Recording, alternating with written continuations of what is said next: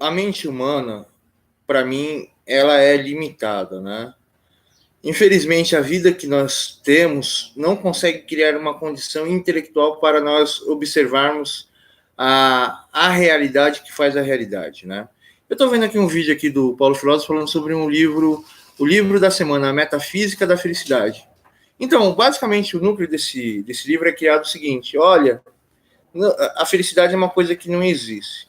Então, eu vou pegar todos os argumentos dizendo que nem é na terceira dimensão, mas na quarta dimensão, que a felicidade não existe, e vamos colocar aqui todos os princípios intelectuais aqui aleatórios dos pensadores de Nietzsche, a livre arbitrariedade, o livre-arbítrio, ou do Stroevskis, eu acho que é o Stroevskis que fala sobre a consciência do indivíduo, de saber que ele vive um individualismo, que todas as suas ações têm consequências e que ele está em volta de um nada gigantesco e infinito, né? Essa é a observação de uma consciência que observou a vida, né? E esse indivíduo ele está livre do complexo de pombo ou da crença que existe um Deus te punindo ou te castigando, etc. E tal. E aí é o seguinte, Paulo Filósofo, eu com 15 anos de idade escrevi a história das histórias, o livro dos livros que eu nunca consegui publicar. É Cegos e o Deus da Destruição, né? É sobre um indivíduo que a história começa, que ele precisa voltar ao reino dos homens, ele está dentro de uma caverna lá, totalmente destruído, bebendo sangue e delirando, né? E aí pede para ele voltar, e ele diz que a morte é muito melhor do que a vida, né? E que ele está esperando a morte. E aí lembram do acordo que ele tinha feito, e aí ele vai para a cidade, todas as pessoas querem a destruição e a morte dele, existe uma legião de não sei quantos bilhões de soldados para exterminar ele, né? E que ele pague todos os crimes dele. E a partir daí, as 7 cidades perfeitas dele, as 7 cidades dos seres humanos perfeitas entram em batalha, e tem um homem dentro de um trono de ouro, assim, andando sobre as marés, né? Os soldados, pedindo para que o reino dele volte. Depois que todo o desenrolar da batalha acaba, né? Aí você começa a descobrir que, na verdade, o cara é o criador das cidades, que o cara é odiado porque ele é um cara justo. E, como falo, existe toda uma construção ali para o meu personagem ser considerado um indivíduo totalmente mau e maligno. Depois você descobre que ele não é mau e maligno, ele está em uma batalha interminável, né? Eu não vou contar os outros detalhes. Aí no final da história, né, ele está sendo totalmente destruído e massacrado por um personagem que está acima do meu personagem, do personagem que está lutando contra ele. Mas o personagem que está lutando contra ele está querendo que o meu personagem tenha um salto, né? E aí ele vai ser exterminado, destrói, eu não vou dar mais detalhes aqui, destrói tudo dele. E aí, a primeira vez que meu personagem ele se rende, ele começa a entrar em desespero e lágrima, porque a única coisa que ele amava vai ser morta, né? E aí ele pede intervenção, ele vai falar com uma coisa, ela fica até chateado, viu, o Aquaman, né? Como fala? Tem uma coisa lá e o pessoal põe grilhão lá e começa a torcer a joelha perante o nosso Criador, e tortura, e tortura, e tortura. E ele fala assim: olha, se vocês me destruírem aqui, tudo aquilo que vocês criaram vai ser destruído, né? Ele vai conversar com a coisa lá, não vou dar detalhe qual foi a conversa, mas é baseado na minha teoria. Que coisa? Hã? Diabo? Não, o diabo é ficar perseguindo meu personagem de noite. Não, mas aí eu coloco Jesus Cristo como um ser totalmente egoísta e ruim e começa, como fala, torturar meu personagem. Ele tá praticamente morto, né? E ele fala assim: se você me destruir, eu tô me projetando meu corpo na terra aqui, eu vou destruir a criação sua, né? E aí ele vai conversar com o primeiro, né? E aí ele volta, aí ele pega a mulher que ama ele, mas ele rejeitou a mulher porque a mulher ela é idólatra, né? E ela vira pó nos braços dele, ele sai, como fala, em desespero, e ele foi castigado a ficar no nada por toda a eternidade, né? E aí ele começa a chorar e a falar que tudo que ele fez foi pelo motivo da felicidade. Ele viu que a felicidade, em primeiro lugar, não era, como fala, ele ter tudo porque ele nunca teve nada. A necessidade de ele querer tudo porque ele teve nada é a solução do problema da vida dele. Então, a felicidade em si seria a solução dos seus objetivos. Mas ele percebeu que a felicidade não seria a solução dos seus objetivos, mas sim a solução dos objetivos de todas as pessoas. Porém, a felicidade, se ele solucionasse todos os objetivos das pessoas e as pessoas não escolhessem lutar para vencer, não adiantaria em nada. E a cidade que ele criou, ele trouxe a perfeição aos seres humanos, mas ninguém quis, ninguém escolheu a perfeição. A perfeição ela se baseia na escolha do indivíduo, que é o primeiro passo, ou a mudança de hábitos do indivíduo. E ele descobriu que se ele tivesse tudo na vida que ele queria, mas ele não tivesse preparado pelas coisas, ele não teria amor, então ele destruiria tudo.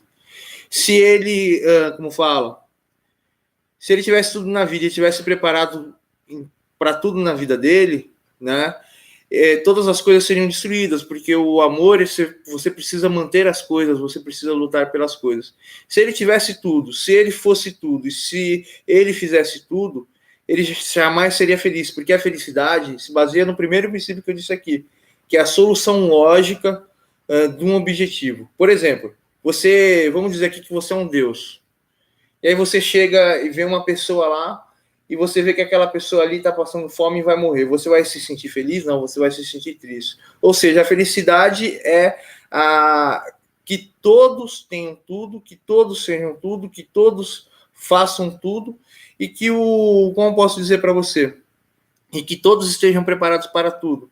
Então, a felicidade é uma complexidade de você entender as coisas, lidar com as coisas, conviver com as coisas, cuidar com as coisas, são somas de múltiplos princípios, né? E a própria felicidade, ela é a solução de um objetivo. E você entra, que eu tô aqui, gaguejando, tá? Porque eu tô lembrando de vários paradoxos, de conexões e de adventos de vida e tentando minimizar em equações matemáticas. A felicidade, ela é, como posso dizer para você aqui, ela é uma solução do objetivo, e nós temos a capacidade. Não, eu vou deixar esse detalhe aqui para depois aqui. Então, o meu personagem, ele vai para a morte e ele disse que o único sonho dele seria a felicidade, e que a felicidade dele não seria em ter tudo, ser tudo, fazer tudo ou saber tudo, mas sim que todos soubessem tudo, fizessem tudo e causassem tudo, e que todos tivessem, como fala, e que além disso todos escolhessem a perfeição. E existe um maior detalhe. Por exemplo, o senhor se sente feliz, ou um ser humano ele se sente feliz, porque a pessoa ela encontra a solução do seu caminho. Então, o que você faz, ou a vida que você escolhe, ela tem uma solução. Porém, se essa solução não, como fala, se essa solução ela é tratada por um caminho, então qualquer caminho é a felicidade. Mas a única felicidade não é a solução dos caminhos, mas é que você entender todos os caminhos e entender qual é o caminho que está sobre todas as coisas, que é a vida, e lutar pela vida. E a partir do momento que um ser humano ele luta por ideias, ele luta por soluções, ou ele luta por uma felicidade, e ele não tem consciência de qual seria a verdadeira felicidade, objetivo tal, esse ser humano está à perdição. Então, eu escrevi com 15 anos de idade a maior história de filosofia, sociologia, de matemática, de questionamento existencial, isso, aquilo, tal. Escrevi em uma semana o livro, né? E aí esse personagem, ele fez tudo o que ele fez, porque era o único caminho que ele poderia traçar, que é a inevitabilidade, não da sua existência, mas o caminho da inevitabilidade existencial, né? E esse caminho fez o discernimento, fez ele fazer escolhas horríveis, fez ele ser considerado um monstro, e ele foi caçado, ele foi torturado, foi morto, teve várias tentativas de morte e destruição, porque ele acreditava em um objetivo, e a felicidade não seria em realizar o desejo dele, mas em sim trazer a perfeição a tudo e a todos, para ele realmente poder ser feliz e para que ele não sobrecaia sobre o mal. Aí no final da história, vem esse contexto ideológico, ele sai chorando pro nada, porque ele viu que ele nunca poderia fazer a vontade dele, ele nunca poderia ser feliz, porque ele queria ser feliz e a felicidade se trazia na ótica de trazer a perfeição na Terra, mas nenhum ser humano quis escolher a felicidade. Então, o meu livro é o maior e o melhor livro. A Bíblia é até mais importante que o meu livro, né? Mas tirando todos os livros e todos os intelectuais, o meu livro é o suprassumo dos livros de história e é o suprassumo de todos os conceitos filosóficos, intelectuais, sociais e etc. da humanidade. É um livro que tenta colocar todos os pontos de vista. É um livro vivo, com infinitas vidas dentro do livro e questionamentos e guerras e tal. E eu sempre tive QI muito alto, né? O meu QI até caiu depois de velho. E eu nunca tive oportunidade na minha vida. E o meu personagem, ele abriu mão de tudo por causa do sonho dele. Pô, cara, eu nunca vi nenhum livro igual o meu, né? E a felicidade em si, Paulo Filósofo, ela é bem simples. Ela é a solução do objetivo estabelecido. Mas todo caminho tem uma solução. Então a pessoa ela só pode ter um caminho que esteja sobre todas as coisas. E cada ser humano ele tenta buscar a sua felicidade. Um bandido, um criminoso, uma pessoa de má fé, uma pessoa de mau caráter, esse indivíduo ele busca a sua própria felicidade. Mas essa felicidade é a solução do seu objetivo e essa é a única verdade dele, ele colocou aquela verdade. Mas por que ele fez isso?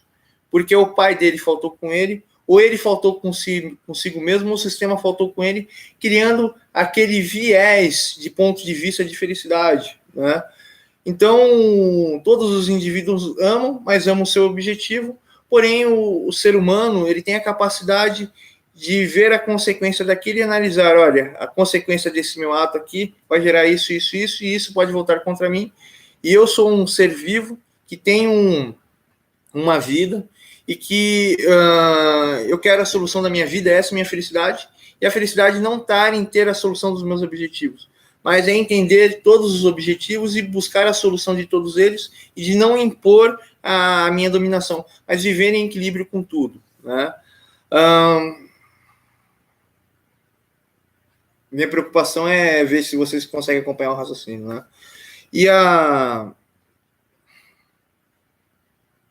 Mas eu acho que se você for inteligente, você consegue equacionar isso daqui. Né? Eu expliquei que o primeiro princípio da felicidade, expliquei o último, o advento da felicidade, expliquei o contexto da felicidade, né? Que a felicidade é a solução do seu objetivo, assim. E o grande problema dos seres humanos é saber que o ser humano é ruim e se odeia pela falta de alguma coisa, e a injustiça das pessoas é o ódio individual e social, e o ódio e os ódios, ou uma pessoa ela age com sofrimento, com ódio, com vingança, isso, aquilo, porque alguma coisa foi injusto com ela, mas se ela for injusta com as outras pessoas, ela está sendo exatamente aquilo que ela odeia. E a grande questão do ser humano na Terra é que se todos fossem justos, não faltariam nada para ninguém e a gente viveria em um sistema perfeito. Isso são vários contextos analíticos e analógicos sobre todos os acontecimentos de vida. E a felicidade em si é buscar solução, né? Nós estamos sempre buscando solução. Essa solução faz o nosso sistema à nossa volta. Falou aí para vocês, pessoal. Não, mas eu estou aplicando um mundo de filosofia em minha tese de psicanálise. Lelé. Estou falando que o livro dele, que ele apresentou, é um livro vazio. Falou aí para vocês, pessoal.